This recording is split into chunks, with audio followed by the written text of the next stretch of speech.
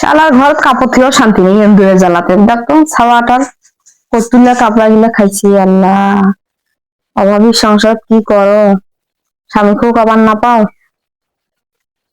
সিলাই করো আবার। তাছাড়া কি করি? দেখতো কয়টা খাইছি।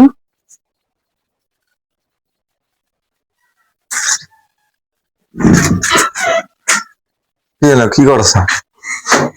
আর বলিও না, এন্দুর ছাড় কাপড়া গুলা খেয়ে নিয়েছিল, সিলাই করেছে। তাছাড়া পিন্দিবে আর কি নাই। কার জামা এটা? মানজুকার। হ্যাঁ, এত সুন্দর জামাটা ছিঁড়ে ফেলেছে। দেখো না কি করছে, এই যে খেয়া, এই যে আবার এইদিকে খাইছে। আর এখন তো হাতের টাকাও নেই, জানো কি সুন্দর করে জামাটা বানাইলাম। তাহলে পরে সিলাই করে, আমার নাস্তাটা আমার খিদে লাগছে তো।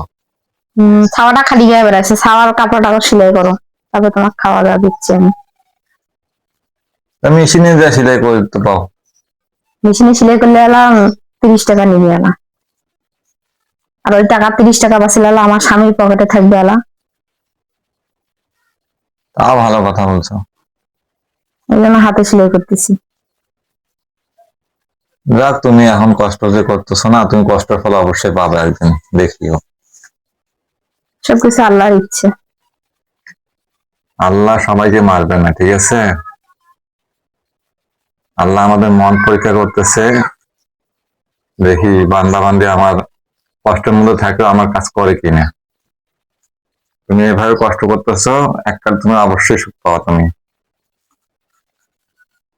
তাড়াতাড়ি সিলাই করো, ওগুলো সিলাই করে আমার নাস্তা দাও। নাস্তা বানাইছো? আচ্ছা বানাইনি, কালকের বাসি ভাত আছে, ওগুলা ভাজি দেবো আল্লাহ।